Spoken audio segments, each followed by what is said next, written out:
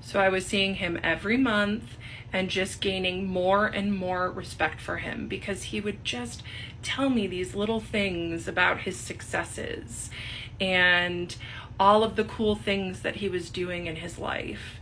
And it made me fall for him, honestly. And he was really good at listening.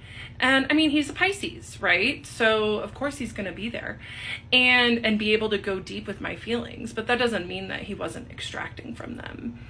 Anyway, so I would beg him to let me see him every week. Beg him, because my therapist at the time, he was fine. You know, he wasn't a predator, but he was fine. He just wasn't doing very much for me. And so that therapist retired and I got a new therapist.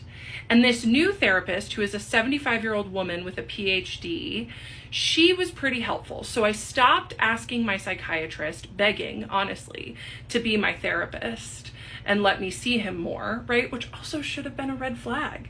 But then I started focusing on this therapist. However, I would tell the therapist how obsessed I was with my psychiatrist, and she didn't do anything about it.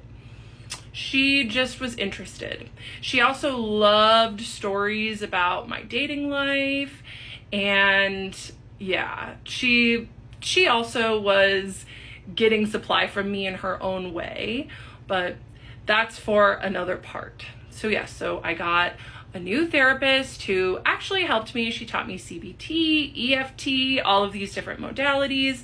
And so I went back to just being okay with seeing Irfan once a month while he was giving me these little breadcrumbs of making me feel special, telling me about his professional achievements, telling me about how he's getting international recognition. And it worked. I was really impressed.